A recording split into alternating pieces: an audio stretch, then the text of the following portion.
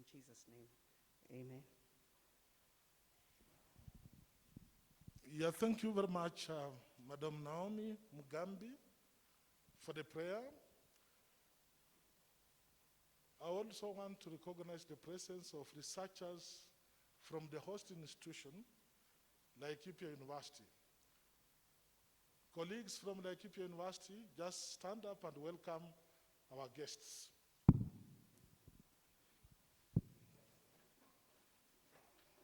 Asanteni sana, asanteni sana. We are very well represented. Once again, welcome to Laikipia University. We always take pride in our vintage position. And for any university hosting such a conference with monumental focus is always a point of pride in terms of academics. As we wait for our chief guests, our Vice Chancellor, I want to welcome Laikipia University Traveling Theatre to entertain us briefly as we wait for our chief guests. Laikipia University Traveling Theatre, please come in and give us a skit.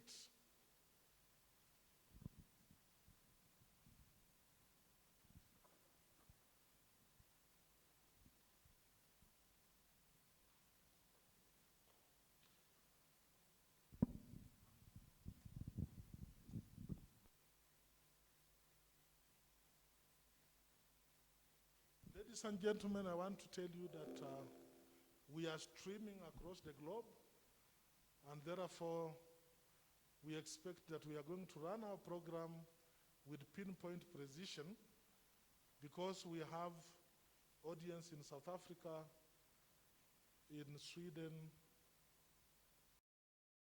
and other parts of Europe, and also in other parts of Kenya.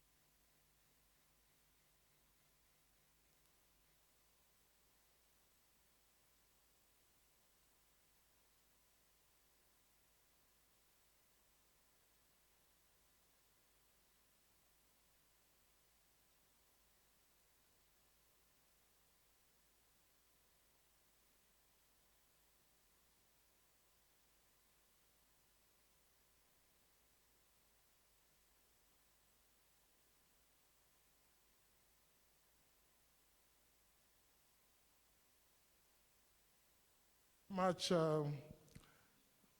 Laikipia University Traveling Theatre. We are still waiting for our chief guests. That was an enthralling performance, talking about Gikuyu and his 9 daughters, and also his 9 sons-in-law to be. Thank you very much, Laikipia University Traveling Theatre.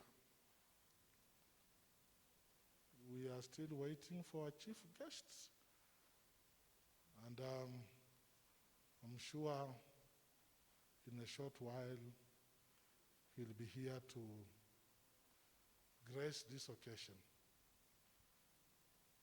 Ladies and gentlemen, fellow colleagues, Africa Future is a monumental embodiment of academic aspirations on the African continent. Simply, when we are talking about Africa Future, we are talking about the future of this great continent and how it will develop and sustain itself in the ever complicated world of, be it economics, be it social, and be it political. That's why I wouldn't want to preempt what we are going to hear, but I would want just to say our focus is on early career researchers and also researchers in general. I don't need to belabor that teaching and research are the milestones of any university worth its name. If you have had a quick glimpse at the program, we are talking about breaking new ground. We are talking about breaking new ground in terms of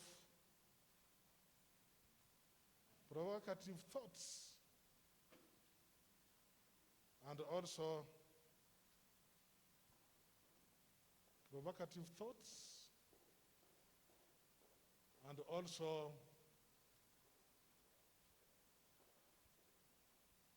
getting new academic experience. I'm praying that we are not going to have a scenario where on the first day we see a lot of zest, academic zest, and on the second day and third day we start behaving like withering flowers. Let us keep the gusto and the academic energy alive until the very last minute. And the faces I'm seeing here, you know, in communication we know how to read faces. The faces are just saying, that's exactly what we're expecting.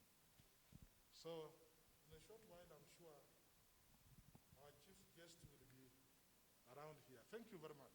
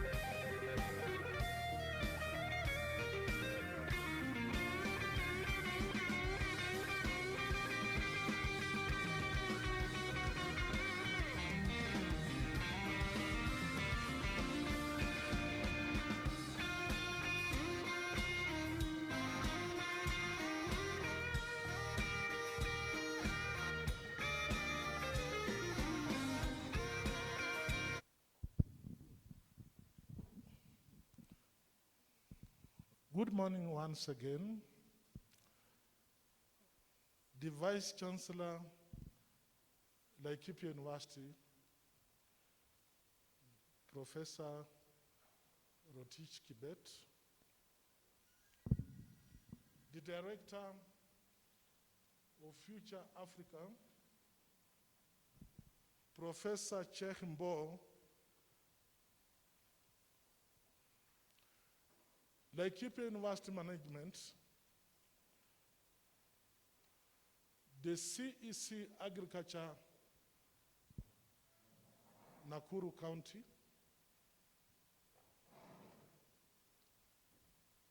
academic deans of Laikipia University, researchers from different universities,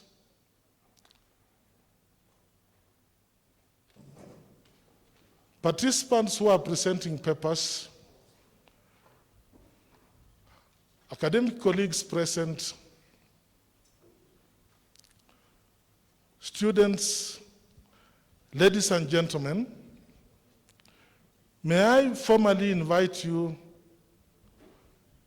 to this very important conference called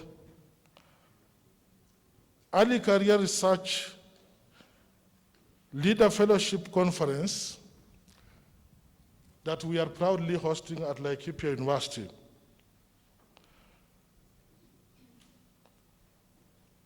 Without any circumlocution,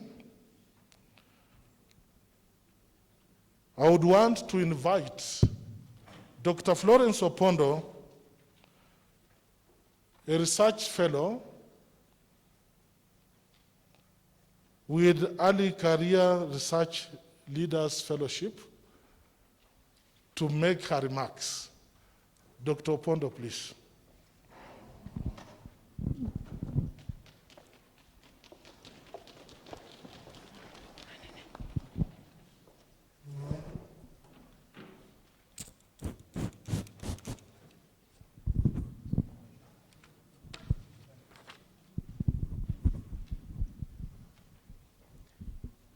The DVC, the Vice Chancellor, Laikipia University, the DVCs represented here, invited guests, my fellow colleagues, students across the nation and globally, those who are watching us virtually. Ladies and gentlemen, good morning. Good morning once again. It is my humble position to stand here today as an early researcher career fellow to welcome you to today's event. Indeed, this is a great opportunity for the university, in collaboration with different partners, to provide this space to our young scholars to interact and engage with other scholars, not just locally, but globally. So I want to take this opportunity, first and foremost, to thank the management university of Laikipia University for your support and your enablement to ensure that this event, of course, has taken place. I also want to recognize the support of University of Pretoria, where I have been doing my postdoc as an early career researcher under the Future Africa Fellowship. And the fellowship is coined as Early Career Research Leader Fellowship. So actually it is the institute who came up with a proposal for the fellows to organize for these events in their home institutions, because we were supposed to be engaged for 2 years, but then because of the disruptions of COVID, we were not able to undertake some of the programs which had been planned for. So because of that, they requested the fellows to organize for the event, and I shared it with the management, and they agreed to support us to have it. So we want to thank Future Africa, guided by the director, Professor Mbo, who have really supported us throughout the planning and the coordination of this noble initiative. And also just to acknowledge the previous director, Professor Bernard Slippers of University of Pretoria. Also to acknowledge the Department of Agriculture, led by Professor Cheryl Hendricks. They would have loved to be here, but as you are all aware, there are discussions surrounding food systems, the UN food systems that are ongoing, and people are engaged in those discussions, and some of them are actually policy makers. I also want to thank my fellows, fellow colleagues and other fellows from different countries. Uganda, we had people from Ghana and Mauritius and other countries. And I want to tell you that this is a great opportunity. We were the first cohort, and soon there will be a call for the second cohort.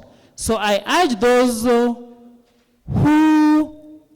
aspire to undertake their postdoctoral studies to be alert, so that you can smell this opportunity and grab it. This initiative has actually offered a platform for the fellows to be trained on leadership. It has offered an opportunity for the scholars across the world, of course, from different disciplines, to interact and initiate partnerships and collaborations as they try to leverage on the benefits of transdisciplinary research. And I also want to say that the opportunity, the Early Career Research Leader Fellowship, has also given us a dynamic learning opportunity and also a research environment where we were taken through different matters related to research, including writing grant proposals, among many other things. So I know we have scholars here, and that is why I'm just briefing you about early career researcher. Professor Mbo would have loved to be here and officiate the session. Unfortunately, he is also engaged, but he has booked tomorrow 2 p.m., 1 p.m. South African time. So he will be live tomorrow just to give his few remarks. So apart from this program, Future Africa also have the Science Leadership Program. They also have Africa Leadership Program. So they want to transform the society by creating the future leaders. scientists who are leaders, not just scientists, but you must also be a leader. I also want to thank my mentors who would have loved to be here. I know Professor George Owuor is on his way of Egerton University, and he will join us anytime. Professor Mushenga also is engaged, but I know she promised to join virtually. Perhaps the team can just check if Professor Mushenga is online. And Professor Ecrlf of University of Pretoria was also a mentor. So what does that tell you? That you cannot walk this journey alone as a scholar. You need mentors to walk with you. So with those few remarks, I thank all those who are represented here. I thank those who are watching us live, those who have plugged in virtually. And let us engage in this great discussion on how we can transform our food systems. So thank you, and karibuni sana.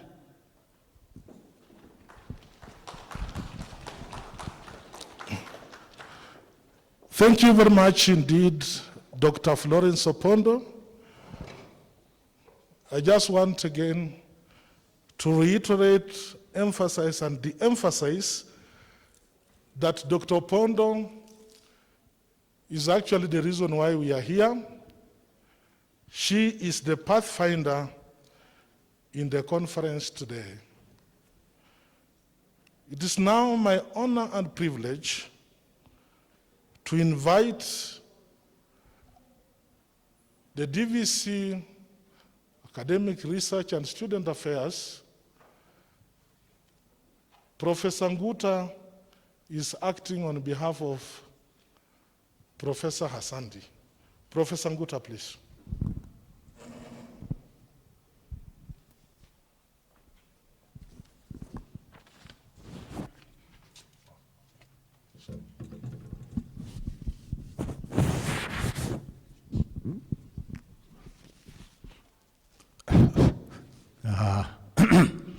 The Vice Chancellor, DVC is present, all protocol observed. Ladies and gentlemen, good morning. Karibuni sana. Mine is to welcome you to Laikipia University and wish you a productive 3 days discussion. And I'm sure the outcome of the workshop will be beneficial to the continent as a whole, Africa and the world. And we wish you a productive and enjoyable time and stay in Laikipia University. Mine is a simple task to invite Vice Chancellor to open our conference officially. And in the sake of saving time, I'll do that right away. Pana Chancellor, karibu. Yes.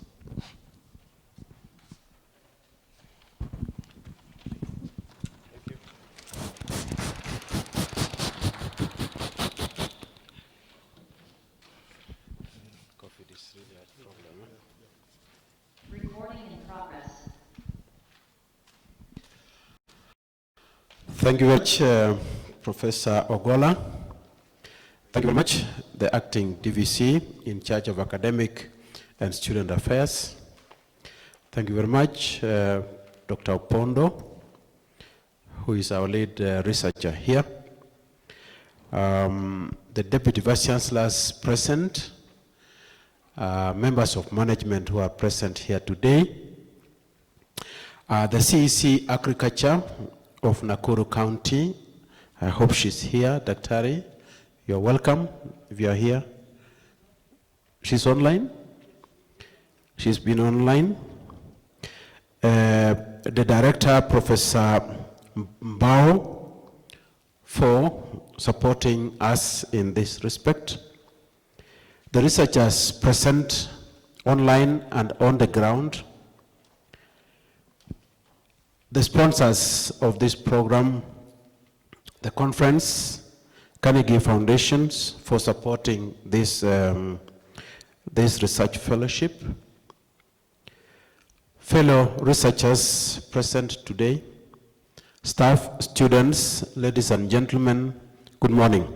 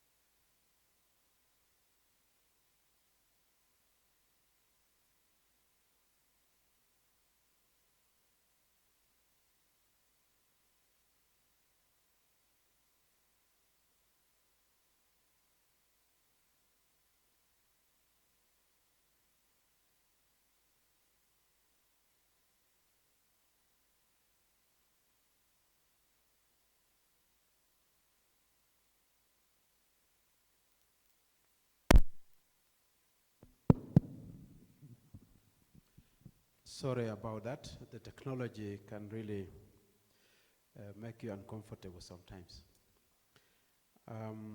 So ladies and gentlemen, it's my great pleasure to be here with you today, and particularly that this workshop touches on the youth and the young researchers.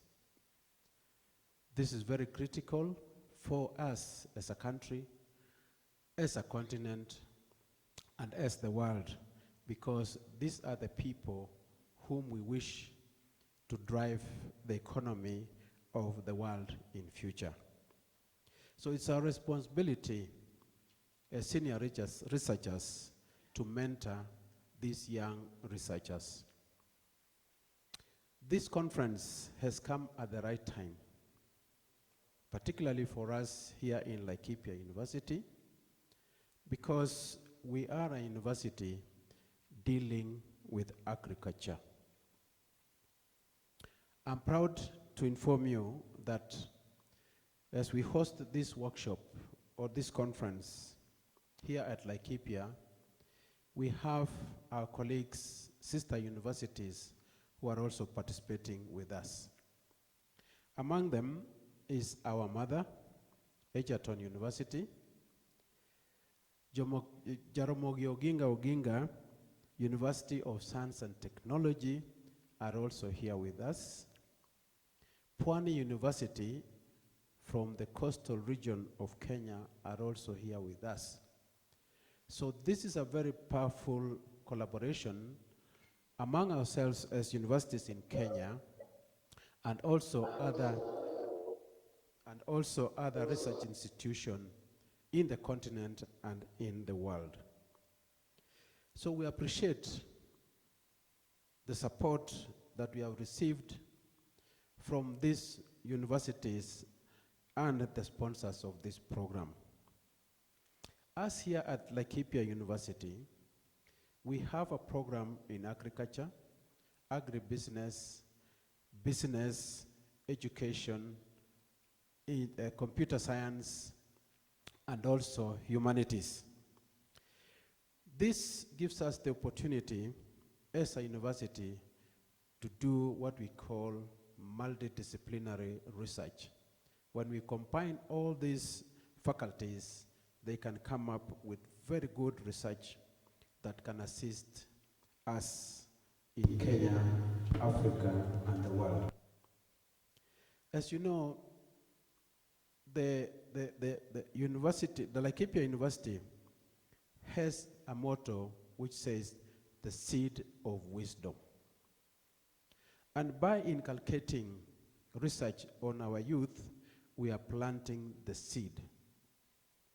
Other than planting the seed of knowledge, we also have seeds that will help us to get food. Particularly in Africa, we have a big challenge in food security. So we need to encourage, and I hope at the end of this conference, you will come up with proposals, come up with suggestions, maybe come up with policies that will assist in food security and production in the whole world. We have problems of production of food, despite the fact that we have very good weather. Our production capacity is still very, very limited. And I hope the senior researchers will assist us to see how we can produce food effectively and efficiently. We also have a problem, particularly in African setting, in some of the African settings and African cultures, that we don't have diversity in our food consumption. A great number of Kenyans, sorry to use Kenya as an example, a good number of Kenyans rely on ugali. At the very best, githeri. And githeri, for those who don't know, is a mixture of boiled maize, beans, and probably some other starch foods like potato, banana, and things like that. So those seems to be our staple foods. But I know across the world, there are other foods that we can consume. A great number of people also in Kenya depend on meat, either from cattle, chicken, pork, or other sources of meat. But I know, and in fact, one of my former students went to study at Kenyatta University, and her research was talking about breeding crickets for food as a source of protein. I went for a graduation, and I asked her, which community do you come from? Of course, I knew where she came from. So she told me the community, and then I asked her, does your community approve of eating such insects? What was her answer? Her answer was very simple: no, they don't approve or even recommend or even make a suggestion to the effect that you as a person is eating crickets. So I asked her, what is the benefit, or what are the benefits of these insects in terms of nutrition? Of course, as a researcher, she gave me a long list of benefits of those insects. So what we need to do as Africans particularly is that, can we diversify our food consumption? Can we look beyond what we know? Can we look and see if other food sources could be more sustainable than the ones we have? There has been a talk that we can breed worms to be a source of protein. The question is, how do we influence our stereotypes? How do we influence our old culture so that we can consume such foods? So it's up to us as researchers to find a way of improving the education to diversify our food consumption. Otherwise, the resources that we have, that we know, will one day diminish when we can use other diversified food products. The other thing that is also causing a problem in food security, especially in the African setting, is the after harvest storage. That one is a big challenge, and we need to see which are the best and easy and simple ways of storing the foods that we have harvested. The other thing is, as we harvest these foods, we fail to add value to them in terms of, if you are going to sell them, how much value should you add to get more out of agriculture? The other thing is, what other added value do you put in this food so that it's highly nutritious? Those are some of the things that we need to look at. One other important issue is that we can produce high volumes of agricultural products for sale, but the markets are not available, or if they are not available, we are not doing much to entice them. And this is particularly the way we grow these food products, whereby we are not being organic, and therefore many people are more sensitive to their health, and thus we need to find a way of improving our fertilization systems so that fertilization systems, pest control, and how we can keep these foods stay longer so that we can have, they don't perish very quickly and thus lose their value. So it's up to you people who are experts in this area to deal with those things and give us proposals on how to handle them. Otherwise, we know that in Africa, the desert is coming in very, very fast to areas that were previously not deserted. So it is also a responsibility to see how we can stop that, how we can improve on on the climate change the climate so that it does not affect us. So basically, the research in this area is very wide, and it touches on culture, customs, traditions, science, including even space science, because we can be able to see what is happening on the ground using the space technology. So members who are present here and those who are listening to us online, I would like to welcome you to Laikipia University, the best university in the highlands, it is the only university, perhaps in Kenya, with a tropical forest. Thus, we are already maintaining the environment by having that forest. I would like to inform you that we at Laikipia University, we are very serious about food security. We are very serious about agribusiness, that we wish and hope that the youths do not only prefer white-collar jobs, but also participate in production of agricultural products. So we train our students to go and roll their sleeves and produce what we need for the world, and not only be sitting in offices and hoping that the food will be generated by our grandmothers and grandfathers for them to consume. So ladies and gentlemen, it's my great pleasure at this point to welcome you again and officially open this conference for this year, and we appreciate all of you. Thank you very much.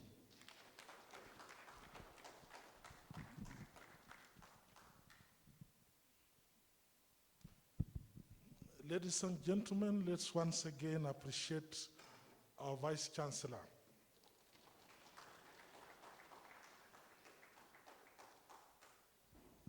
Mr. Vice Chancellor, sir, allow me to recognize the presence of members of Laikipia University Management I would want to recognize the presence of Professor Isaac Odongo Cheng, the Deputy Vice Chancellor, Administration, Finance and Planning, Professor Vicky Inviolata Hassandi,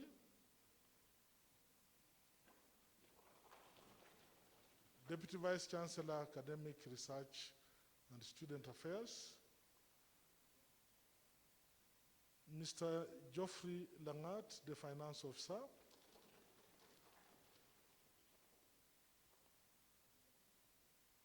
I saw the Registrar Administration.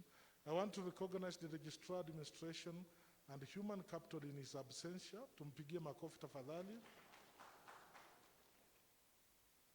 Registrar Academic Affairs is not here. I hope I have not left out any member of the university management in that recognition session. And also the Director of Research, Gender and Human Rights, Professor Goro Akamau.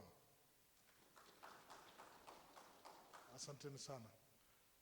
Mr. Vice Chancellor, sir, what follows now is an interlude of entertainment by Laikipia University Travelers Theatre, and the skit they are going to present is tailor-made for the theme of this conference. Since it is presented in English, I wouldn't want to say anything further. Laikipia University Travelers Theatre, the floor is yours.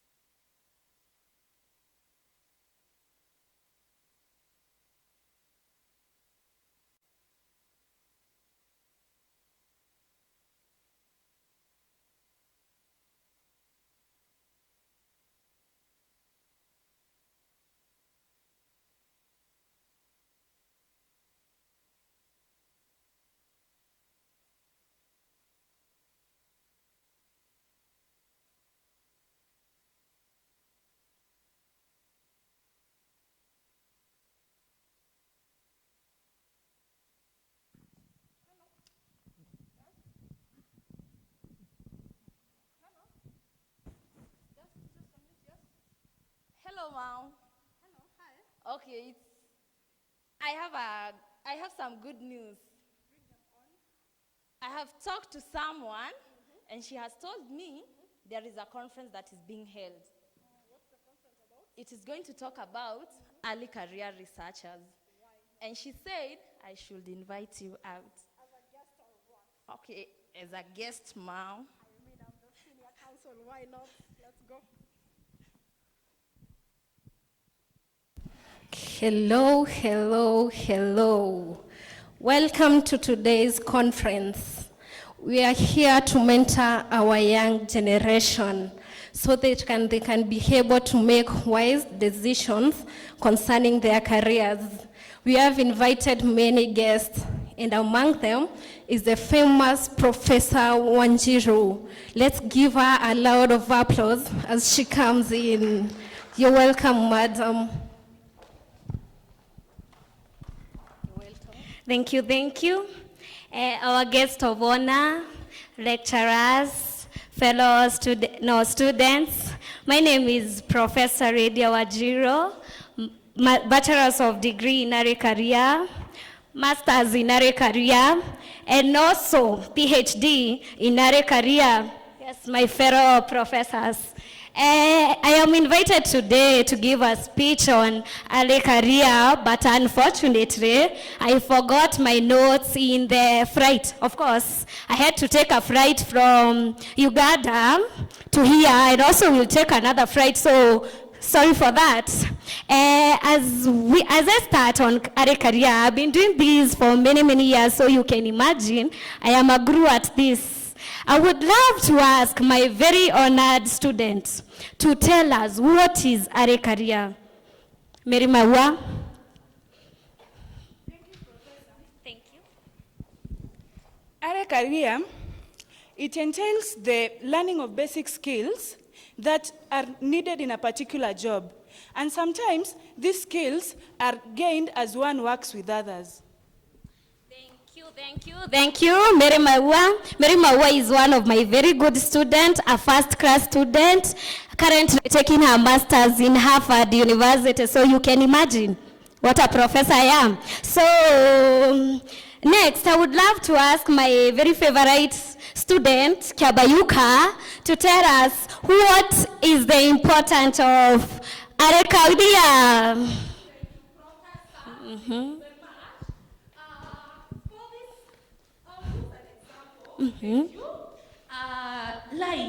Life is like a parachute. Yes. You know a parachute, eh? I don't know what a parachute has done, but then life is like a parachute. In this case, talking about career development and research and whatever, yeah, I can say we are helping people to be wise, to be able to choose careers, to be able to choose job opportunities, so that they will not jump from one job to another, you know, these things. For example, like a monkey. You know a monkey? Mm-hmm. Like a monkey jumps from one tree to another tree to another tree, and that is not what we want. Thank you, Professor. Thank you, Kiabayuka. You should know a monkey jumps from one tree to another because that is its job, but that is not the case for us human, Kiabayuka. So, thank you. I would love to ask also Mary Maua to tell us the importance of early career. Mary Maua. Thank you once again, Professor. Mm-hmm. Early career is important because it helps the students to venture into the field of work as early as possible in order for them to be able to make good decisions about their career paths. Thank you, Mary Maua. Oh, sorry. I have to take this. Sorry.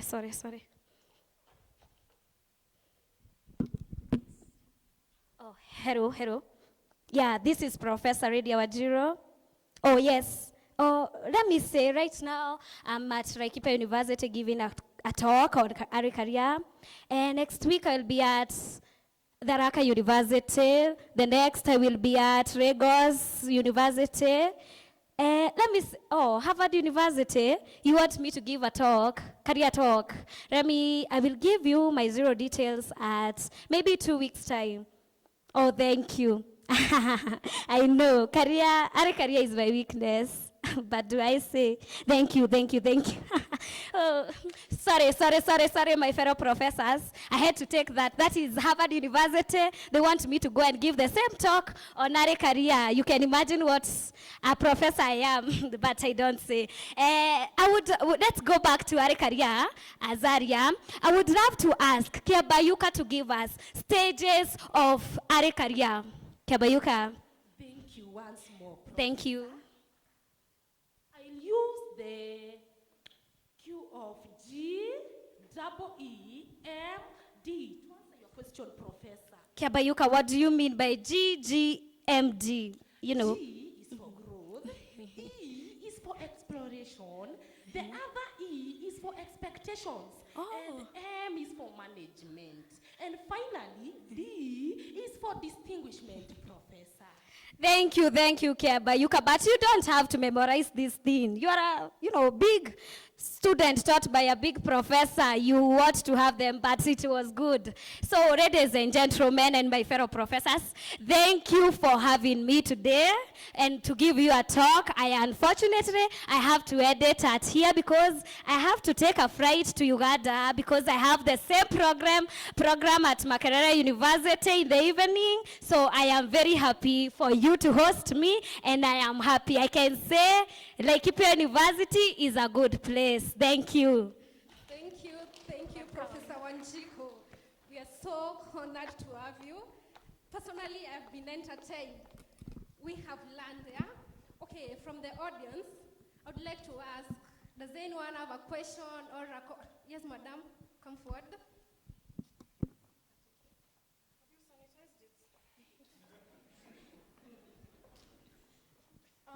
Fellow professors, I'm actually very sad I wasn't included in the, I'm a senior counsel. I wonder why you did not slot me anywhere in the program, but it's okay. It was such a very good talk. I have learned something. As I said earlier, my name is Professor Faraja Banaka. I come from Mama and Mama Advocates and Co-Company. My daughter here and I, earlier we had a talk. And as you know, lawyers, as a learned friend, I don't need to say that. You can all see I'm learned. It's just that I'm a senior counsel. I talked to her and I honestly wanted her to be a lawyer, but this career talk has changed my mind.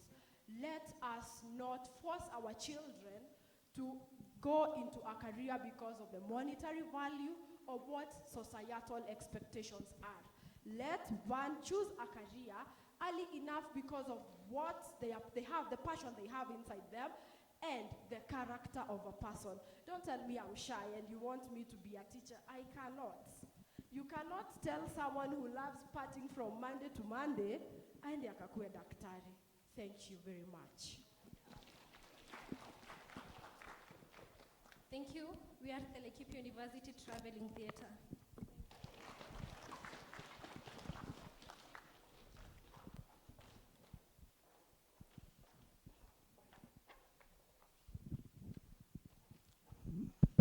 Let us appreciate Laikipia University Traveling Theatre.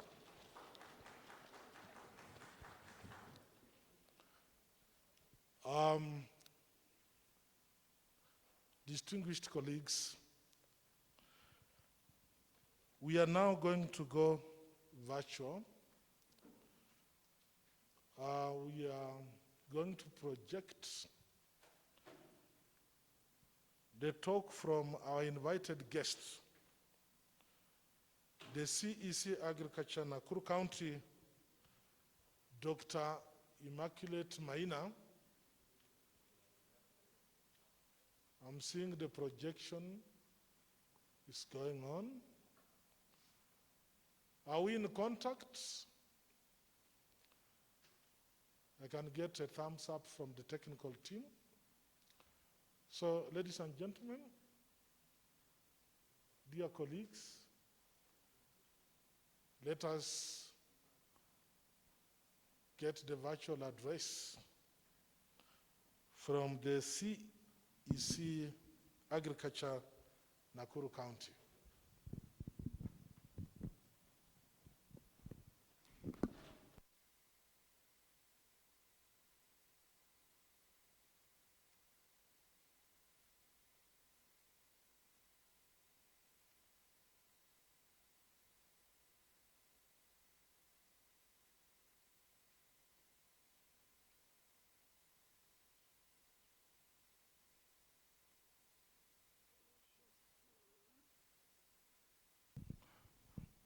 Dr. Maina, hujambo?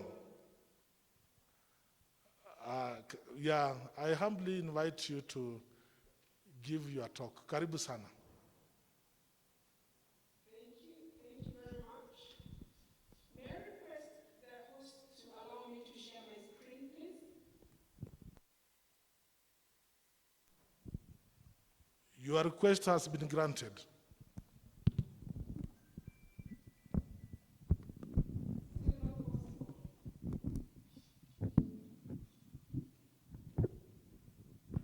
The host,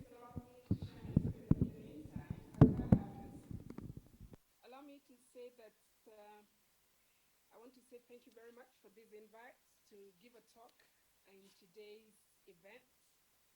Indeed, it's a great occasion where we find academia reaching out to other members to initiate conversations around agriculture and especially in developing the capacities of our young researchers in the area of agriculture development. So having received the invite, I looked at the theme, which is promoting multidisciplinary research approaches for sustainable agriculture development, and that's a very good topic for the day. I looked at the objectives, and I found objective 2 to be very attractive to what I do and where I sit, that is encouraging mutual learning and joint problem solving to create sustainable solutions in a real world context. Because as we work in the counties, we try to solve real farmers' challenges on a day-to-day basis.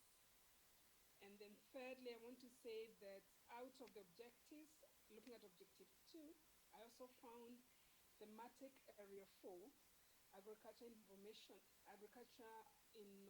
and entrepreneurship, to be very appropriate. And out of that, I was able to come up with a topic that I would wish to share with you today. And my topic for the day is, again, allow me kindly, I still got host disabled attendee screen sharing. I'm not able to share, but let me see if it works now. Oops. Sorry.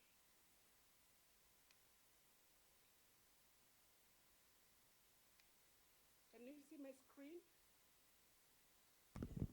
Madam CEC, we can see your screen.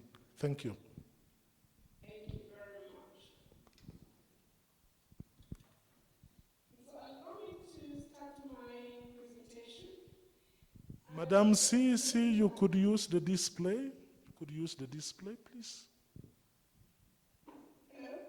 You could use the display, please, if you don't mind.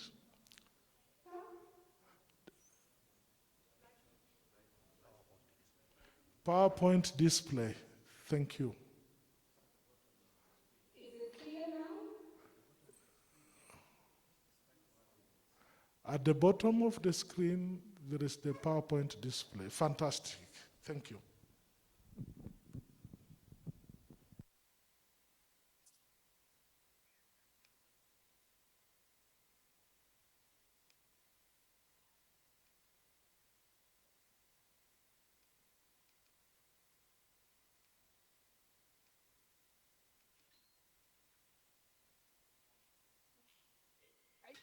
Can you now see my screen?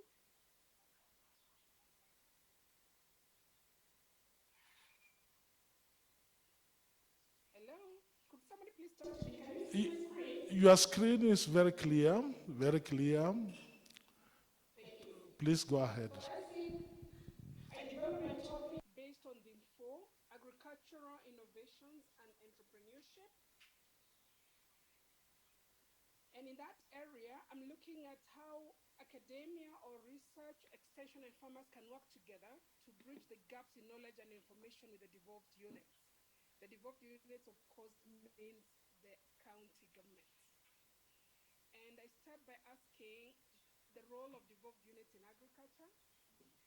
In our current dispensation, and this is important for young scientists, especially now that they're getting into a landscape that is already devolved, in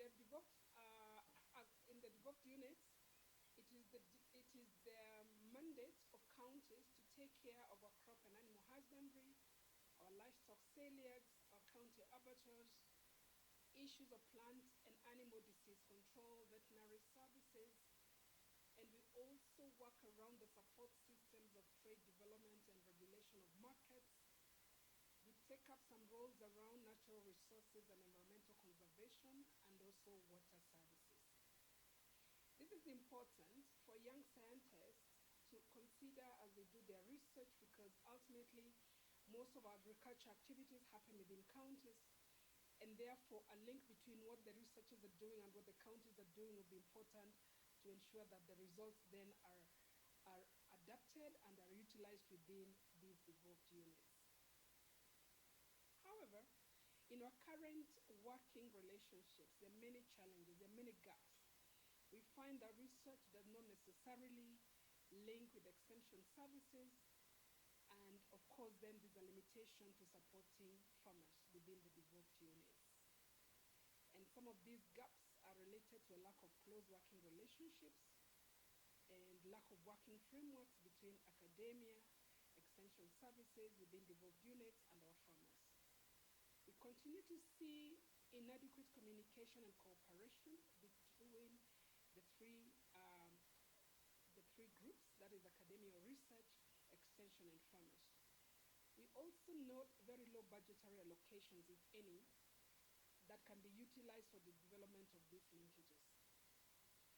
Again, each of us, by and large, will pursue our own interests. Academia and research will pursue its own interests, research will pursue its own interests, farmers will be on their own, and extension will also have their own priorities.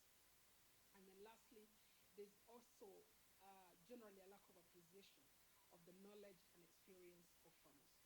These gaps then will of course affect how effective research can work with extension and with our farmers. So what do I consider to be prerequisites for adoption of the technologies? Adoption of new and improved technology occurs in a very complex system.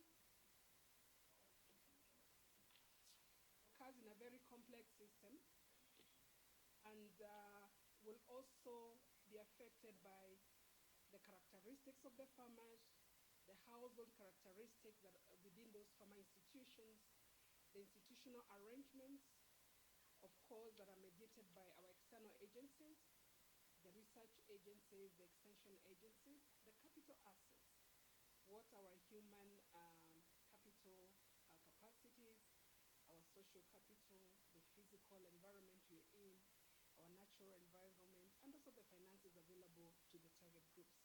And then lastly, of course, it will be affected by priorities of the devolved units. So what opportunities then exist for us to work together and do better in terms of issues of agriculture innovations and also entrepreneurship as we look towards sustainable agricultural development? I see an opportunity in enhancing mutual participation and inclusivity along the innovation decision process, such that when we put our farmers at the core of our innovation decision-making process, in terms of knowledge sharing, persuading them about new ideas or new technologies we come up with, in terms of resource mobilization when we're implementing our projects, and also in conforming the new knowledge that is coming out of our research institutions, out of our universities. I see the need for all of us to confer equal status to research and extension in operations concerning technology delivery. We realize that many times there are hierarchical structures in the way that we relate with each other between our academia and between our research institutions with our farmers.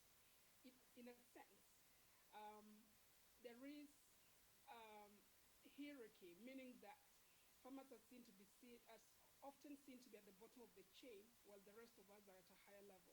I think that needs to change, and that way then we can enhance participatory communication mechanisms throughout the innovation decision process.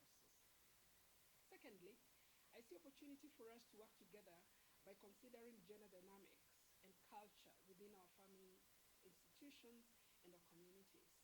Obviously, counties are different. We all have different cultures within our counties, and therefore, depending on where the researcher is working from, it's very important that we consider the culturally mediated relations between men and women in terms of rights and obligations. It's also important for us to consider how our research affects the social-cultural matters within the context of where we are doing our studies, and also to consider how then the coexistence between men and women, the rights, the obligations, affect the adoption of the technologies that we want our farmers to adopt. Thirdly, a Across all our counties, we work with farmer groups, and therefore, it's important that researchers adopt farmer groups as institutions important in adoption of technologies. When new knowledge comes out, it's usually channeled through farmer groups. It's important, therefore, that we consider farmer groups as important institutions in delivery of knowledge and information. Farmer groups are important spaces where we foster experiential learning, and the peer learning mechanisms between farmers has shown to be very beneficial when we are bringing on new technologies within our farmer groups. Number 4, there's an opportunity for the development of technologies that serve farmers' needs. As I earlier said, when we think alone, we think within very limited confines. But we can generate research needs using a bottom-up approach where, for example, we involve local extension officers in coming up with the real needs within specific spaces that affect farmers. Then we're able to bring out the real issues affecting communities. In that space, it's also important that we bring in farmer perceptions in terms of the attributes of the characteristics of the technologies, so that we don't bring a technology that cannot be acknowledged by farmers because it's far removed from what they do. So again, through participatory processes, I believe that farmers, researchers, extension agents, and even academia can confirm the benefits of new technology by you get a buy-in to the new ideas that is coming out of our research and academic institutions. And number 5, there is need for us to enact formal linkages between farmers, academia, and extension. For example, can we consider joint planning activities so that, for example, as the students begin to think about new ideas for research, they could engage with the county officials and interrogate the county integrated development plans to come up with the real challenges that are affecting communities within the counties where they wish to do their research. Secondly, we do not have yet, in my opinion, any university that has provided front desk services for farmers.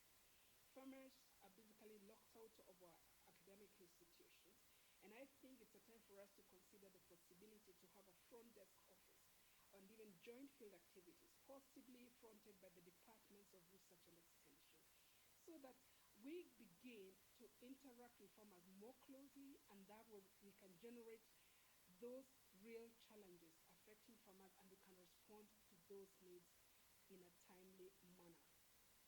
Thank you so much. Those will be my few comments around this topic, and to encourage our young farmers to work with us in coming up with research ideas. Asanteni sana. Thank you.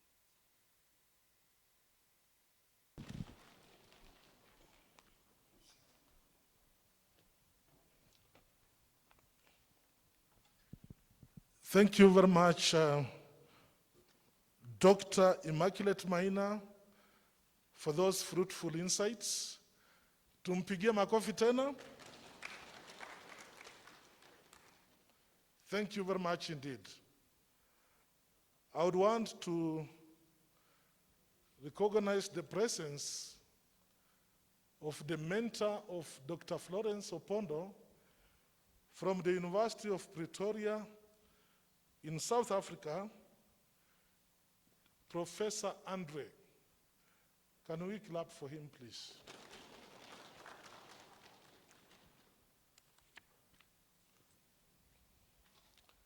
Distinguished colleagues,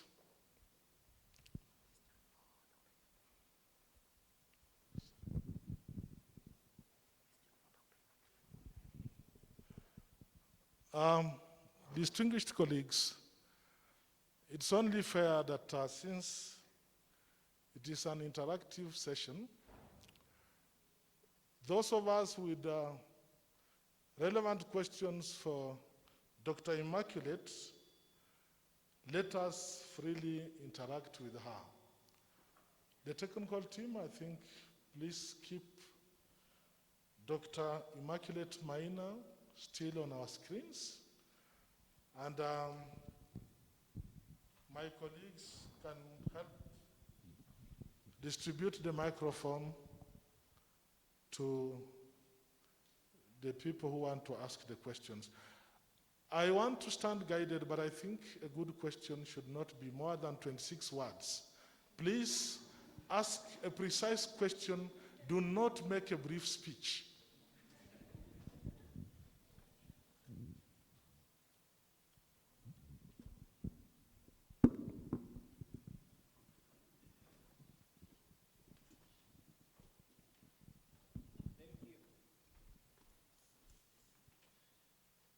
Thank you very much, Dr. Maina, for that very enlightening speech. I would want to ask, having your experience in the county government, most agricultural undertakings, particularly in the production sector, has been undertaken by the youth, I mean by the aged people.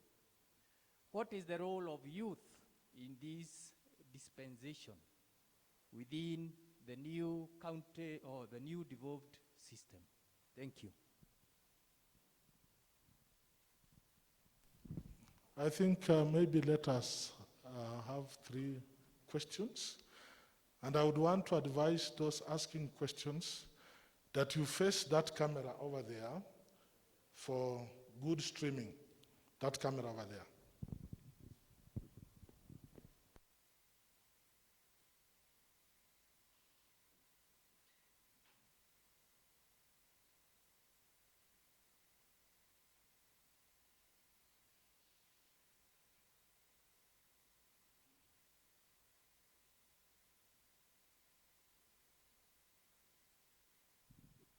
Yeah, thank you so much for that very wonderful presentation. I want to ask this question. The youths globally form one of the largest population ever seen in this century, the 19th century that man has lived. And that means the youth have a significant role to play as far as everything in every sector of our economy is concerned. And key of that is agriculture. I am happy to report that the Kenya government has championed this by talking about the Big Four agenda, where food security that is aligned to one of the SDGs of the United Nations clearly resonates very well with Africa Vision 2063 and the Kenya Vision 2030. I want to find out at the very local level, at our level as county government in Kenya, what is this are we doing in trying to partner with our youths who are in various institutions ranging from the lowest level, that is nursery school, to the highest level, that is university. And I want to make some illustration as you respond to this. I am aware with evidence that UNESCO clubs in Kenya have undertaken various activities related to agriculture that in the long run is going to lead to sustainable agriculture as enshrined in one of the SDGs. So I wanted to find out practically what is your government doing to ensure that they are partnering with the youth, more specifically to ensure issues of food security. I wanted to give you some very particular examples as you respond to this because I need some practical example on this. Once I worked in Malawi as a technical advisor for UNDP, the government of Malawi partnered with the youths through universities by supplying free farm inputs through LDF in Malawi. LDF is Local Development Fund. In Kenya, CDF. So is there something of the sort that our government can also do to partner with the youths for purposes of ensuring food security? And at that time, I am aware, and this is in documents, Malawi, the poorest country in the world, rated number 13 according to UNDP poverty index rate, was able to export maize to a powerful economy in East Africa. That is what? Kenya. Thank you very much.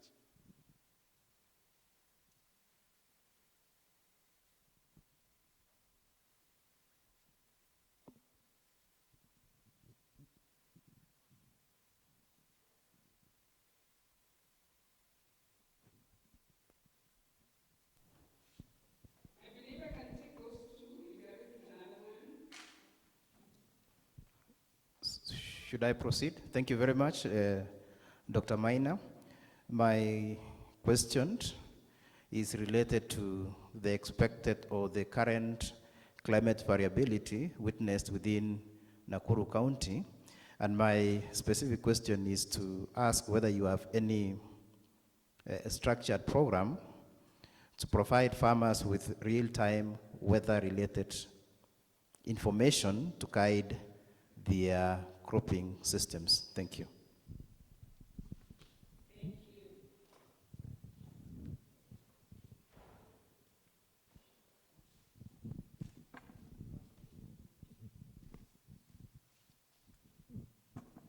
Thanks, Daktari, for that wonderful presentation.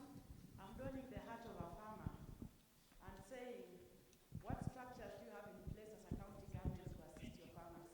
I'm a farmer of something I researched on, chia seeds, and grew them very much, but I was left with them wondering how to market them. And I also found out that the farmers here in Subukia were doing very well with their tomatoes, but lately there's a production which has gone down, and that is a research issue.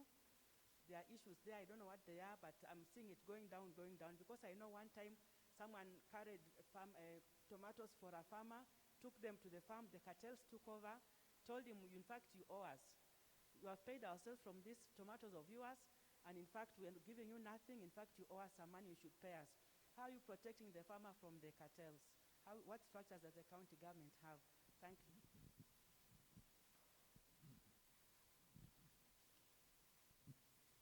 Distinguished colleagues, I think those are enough questions.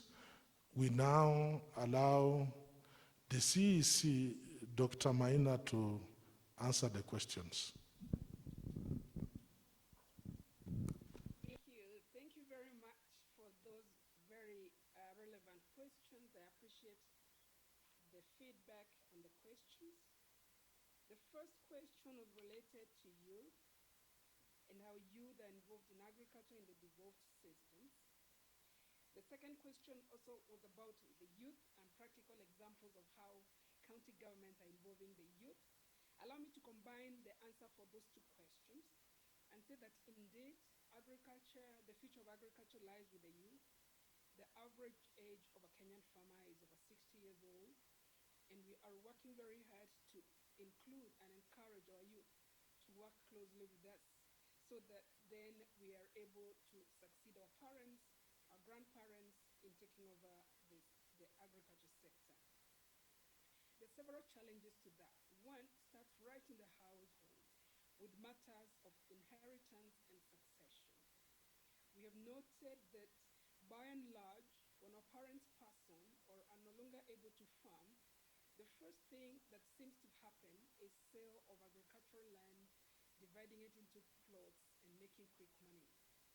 That is a real challenge. It's a matter that requires a national discourse. Coming down to the youth again, the current youth do not necessarily have the production resources. They may not have the land and so on. And in that space, what we in Nakuru are doing is encourage our youth to undertake value chains that do not necessarily require a lot of land to carry on. We have an ongoing poultry program that is targeted to the youth and women. And so we're providing free chickens, free knowledge and information on poultry rearing, because we know that even as a youth, you can be able to do poultry rearing behind your house. We also have a program on apiculture, beekeeping. That's also a program that we are encouraging our youth to take up together with the county government. We note with appreciation that we have quite a number of youth who've taken up agriculture and are very much involved with high-value crops. We have a few youth working around herbs. We have a few youth working, of course, with the poultry. We have some youth doing fisheries, fish farming, and these are all very encouraging. We also have the youth that are able to access land through renting or getting some land from their parents. We have a lot of youth in the potato value chain.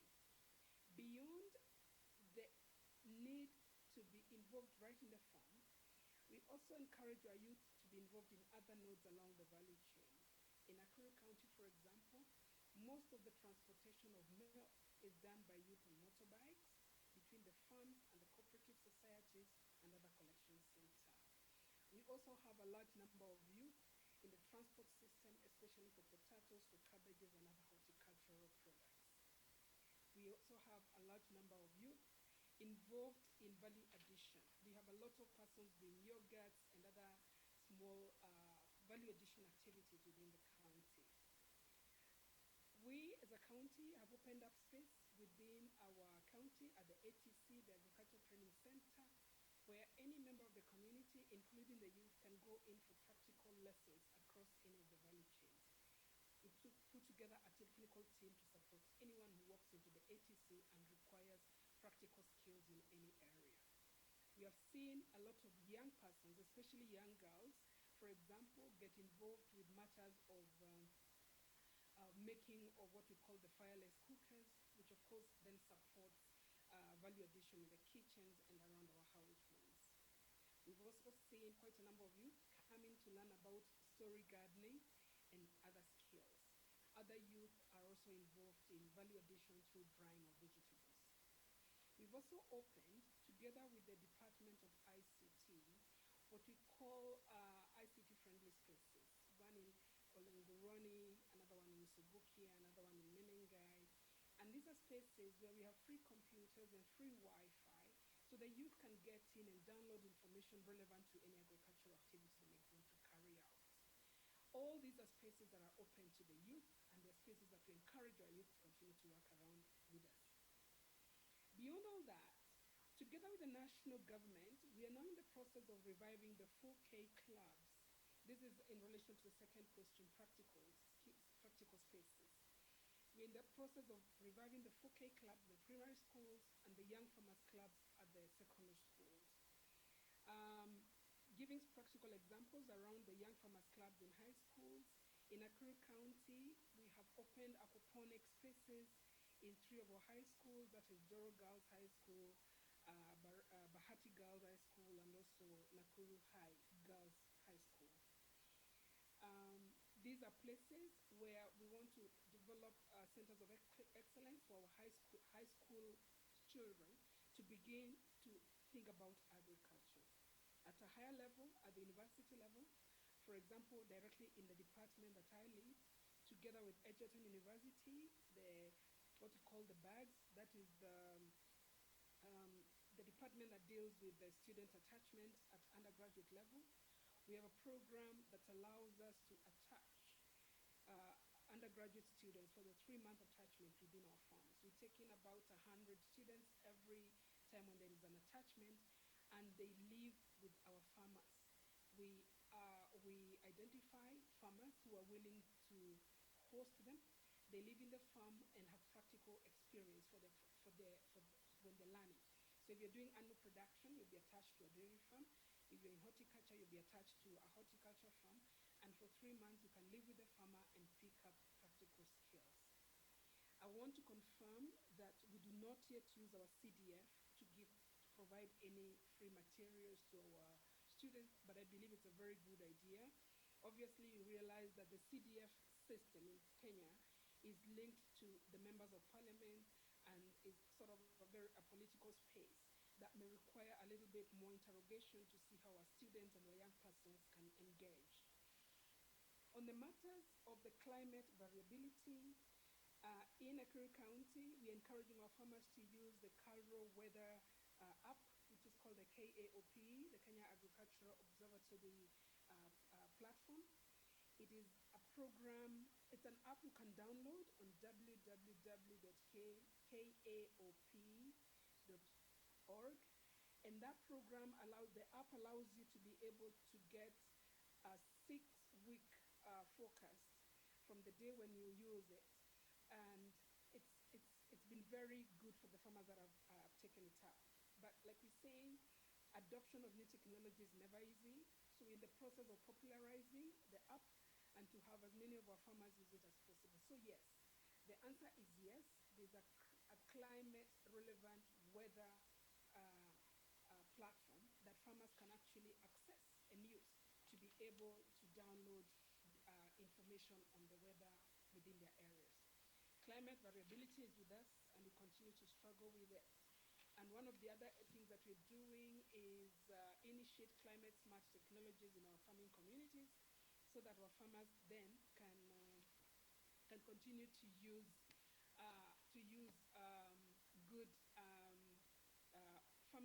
farming skills within their farms. We continue to encourage, especially like the zero-till methodology, together with partners, and we have seen some farmers who've already adopted and are using it continuously. Question number 4 was on the structures that benefit farmers. I think this was a farmer from Subukia, Asante Sana. It is true that Subukia has very good production of tomatoes. We continue to have challenges with the linkage between farmers and markets. And one of the entry points to try and overcome that challenge that we as a county are encouraging is the formation of cooperatives. Recently, we just formed a cooperative in Subukia, but mainly focusing, the cooperative members are mainly focusing on the French beans. The tomato farmers have not come together to form a cooperative, but we believe when farmers work together in a cooperative, they have a larger voice, they can negotiate market linkages, and they can get better prices for their produce. When farmers work on their own, and each one of them is struggling to get to the market, then the marketing cartels many times are able to oppress the farmers. We've seen very good outcomes when cooperatives have worked around the potato value chain, for example. And for those that are more active in the market, you would know, for example, one of the larger companies that's collecting food around the country is called Twiga Foods, and they collect a lot of foods within our organized groups in Nakuru. So where farmers agree to organize and agree to work with us to strengthen those farmer organizations, then we've seen positive results. For the farmer in Subukia, I would encourage you to work together with your other farmers in the area and talk to us so we can form a tomato cooperative in that area. We'll be very excited to do that, and we'll be happy to support you. On the matter of diseases and pests, Nakuru County has what we call the plant doctors. In every ward in Nakuru County, there will be a trained officer who is a plant doctor. He's a person who is able to do diagnostics and give farmer recommendations on any disease and pest. In addition to the grassroots level with the farmers, we also have, again in Subukia, starting in Subukia, we have what we call the disease and pest monitors. These are volunteers. These are farmer volunteers, persons within the community that are willing to highlight disease and pest challenges within their areas. And what we've done is linking the offices. We have equipped our offices with a gadget that allows you to take pictures, and you can reference that picture to a national database, to the FAO database on diseases and pests, and be able to provide the necessary knowledge and information. So by and large, I would say that we've tried as a county to cover as much ground as possible to ease the production systems for farmers and to support them with the challenges that they face on a day-to-day basis. Thank you.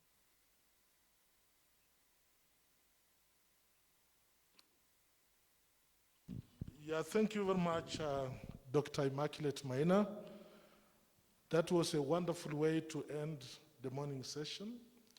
Very informative. We want also to sincerely thank the CEC because the invitation notice was very short and she responded very promptly, and you can see the information we have gotten now. Thank you very much indeed. Distinguished colleagues, we want to end the morning session, and once again, we sincerely thank you for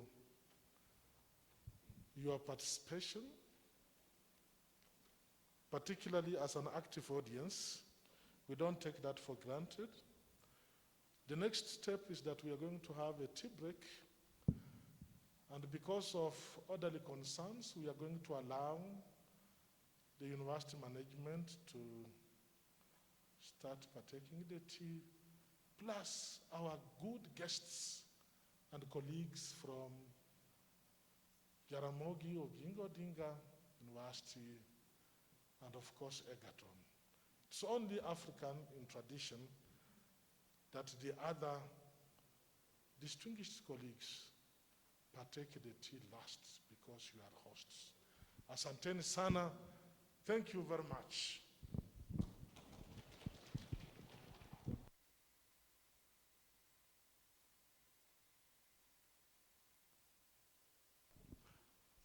After the tea break, the program is very explanatory.